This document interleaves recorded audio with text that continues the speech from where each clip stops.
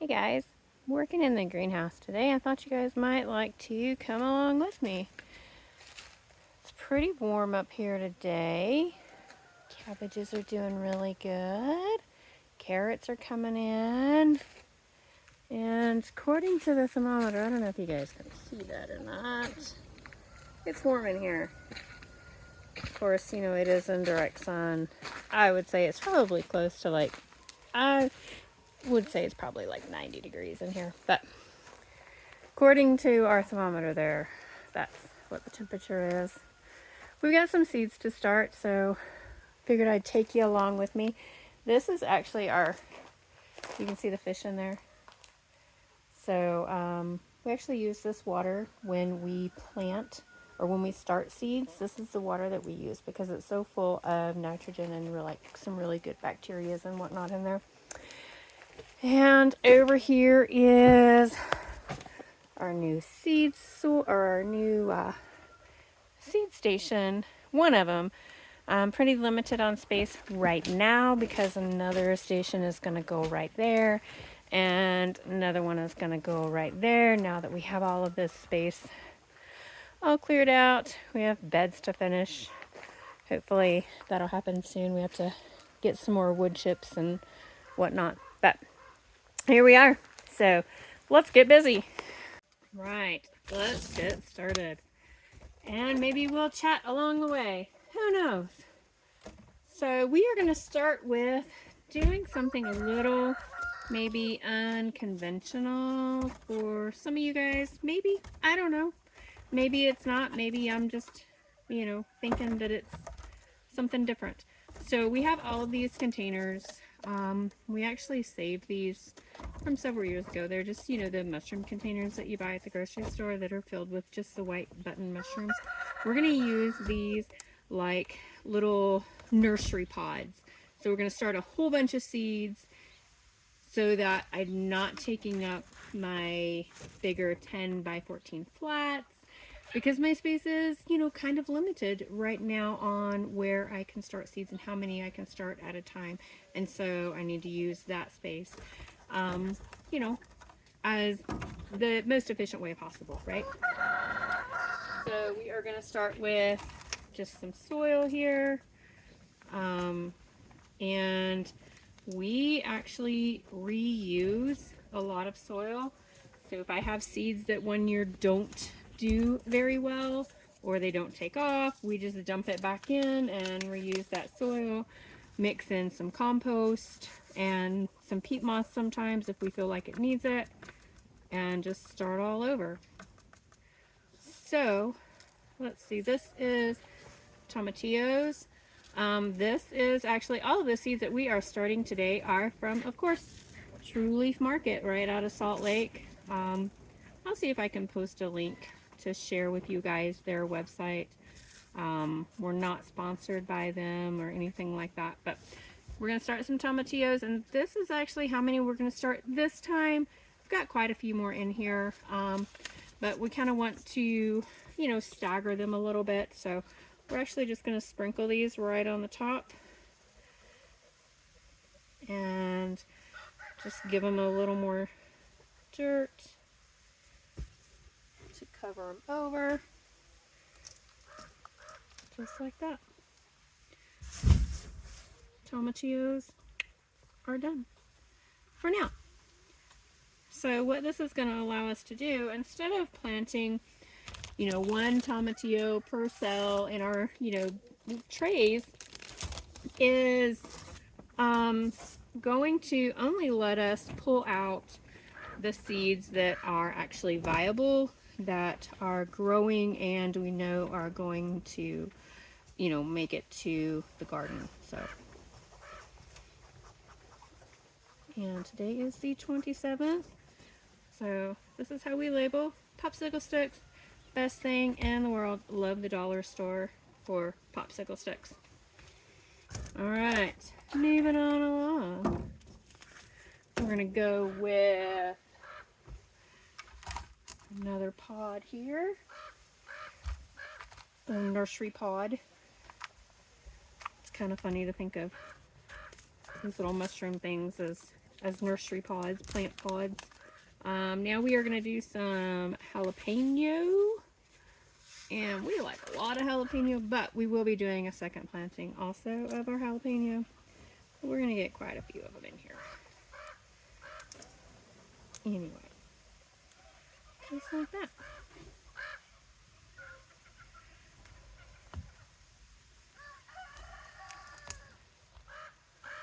We're going to make short work of planting today. I love it.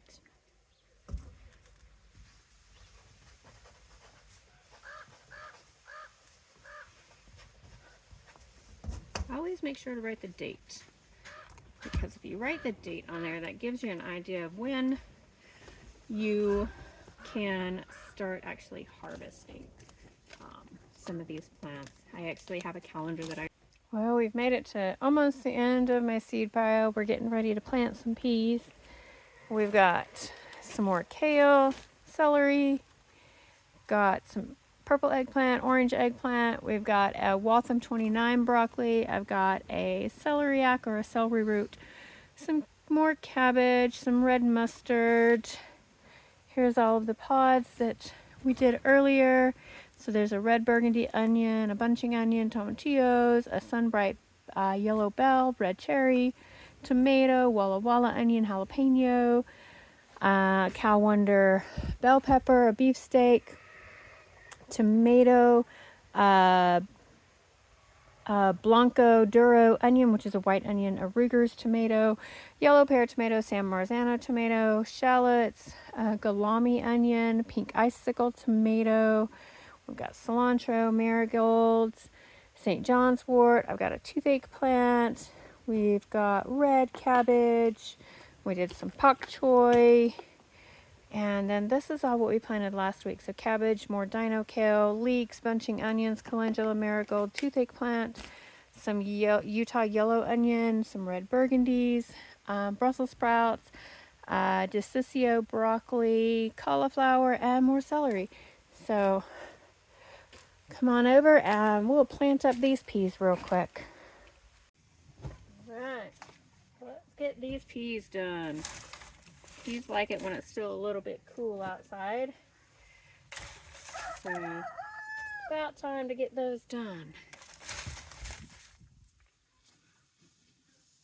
We're going to start with 2 flats of peas. We'll probably do another one in a couple of weeks, or do another 2 flats in a couple of weeks. Maybe we'll do a bed in here in the greenhouse before do an early bed in here, and then maybe we can do a couple of beds outside once our peas get a little more established and we're kind of out of danger of any hard freezes. So we actually typically don't plant anything outside here, outside of the greenhouse, outside in the, you know, the outside gardens, in the actual soil of the farm until after June the 1st. You only have to replant a crop, you know, 3 or 4 times before you realize it's a waste. So we learned that a few years ago. I replanted green beans like 4 times one year outside, because in Kanab you can actually start planting outside at Mother's Day. And so I was like, oh, well, that's just, you know, 20 miles down the road. But our zone is quite a bit different. I know that now. Rookie mistake, right? It's alright. We're allowed to make them. We are allowed to make rookie mistakes. Because I am perfectly imperfect. Just like everybody else. I don't know everything. I'm learning. I'm testing my skills.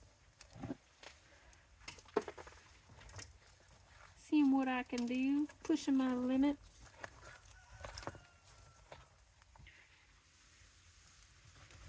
expanding my family. All right.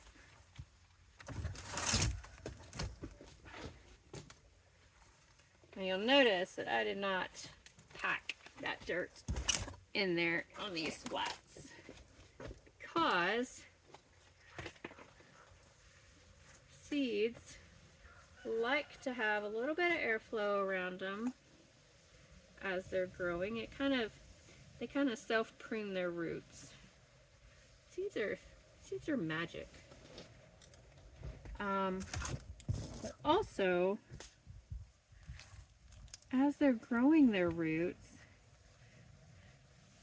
they don't want the soil super constricted around them so that their roots can just grow out and they don't get all bunched up and get overgrown super fast and things like that. So whenever you're starting new seeds, don't pack the soil in there. And you can see what I'm using to make my holes, my little divots for seeds, just old Sharpie marker. It's also what I use to label everything. Comes in pretty handy. It's a multi-use tool. Better than a Swiss Army knife. Okay, that's a lie. It's not better than a Swiss Army knife. Because those are just cool. But so the peas that we are going to plant are a sugar pea. And maybe some will make it to market if I plant enough and I can keep my fat fingers out of them as they're growing, because I don't know, you walk through the garden and peas are a snack. So peas, it is a sugar Ann. They actually don't get really tall. These peas only get like, I want to say 2.5 or 3 feet tall, so it's a dwarf variety, but it's a pretty nice little pea. We like them. It's a good snacking pea. My kids used to call them rollers when we'd have peas for dinner, like peas and carrots. My kids would call them rollers. And they used to call broccoli, because you know you do broccoli with cheese, right? They would beg for trees and cheese. Mom, can we have trees and cheese? Trees and cheese, please. So, fun fact. My kids will probably yell at me later for sharing that fun little bit of information. They'll get over it, won't they?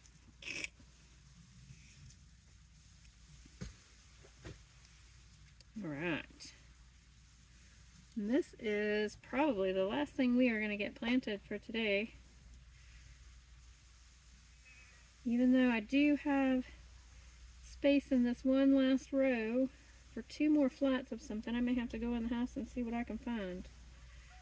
Because, I mean, no point in having empty space, right?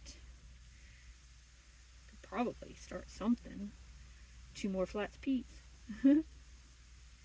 Maybe.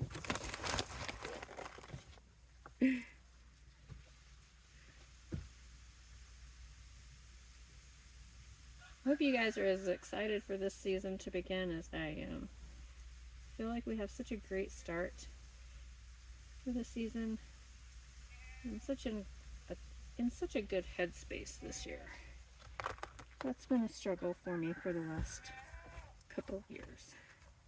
Try to do too many things and then I get lost in the everyday of what I'm supposed to be doing. So I know none of you guys do that, right?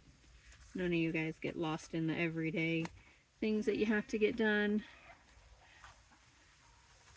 and all of the things that demand your attention right then. Thankfully, I don't have little kids anymore, because kids can be super demanding sometimes, and that's okay. I enjoyed my time with my kids. We had lots of fun, lots of adventures. My kids will tell you stories of things they got to do, and all of their friends look at them now and they're like, that's a lie. You did not do all of those things. And they're like, look, here's the pictures. Talk to my mom. So, kids got to be kids really before technology took over and changed things. My kids played outside. They were feral. My kids were feral. They ran all over. Most of the time barefoot, because that was how they preferred to be. And I was okay with that. Alright. We are done. That is my 2 flights of peas, and yeah. It's going to be a great year. It's going to be a great year. And here in the next couple of days, if you followed this video to the end, which I hope you have. I mean, if you've made it this far and you're listening to me ramble, obviously you've made it this far to the end, right? March the 1st, we will be opening up, well, not opening up because it's always open. We'll be doing our last chance enrollment for our CSA program, our farm share program, community supported agriculture. And that is 30 weeks of fresh produce or milk or eggs or bread or whatever the farm produces for your family at a super discounted price.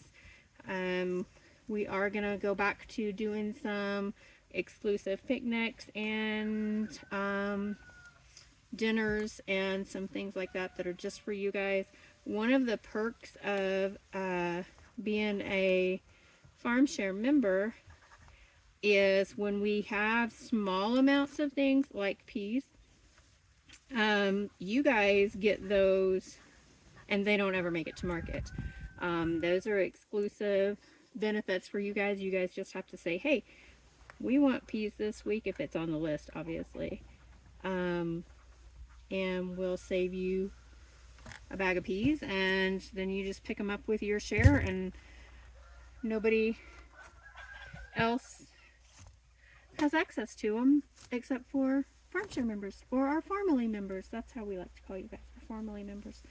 You are the family that gets to choose us. So that's pretty cool. Anyway, love you guys all, and thanks for planting with me.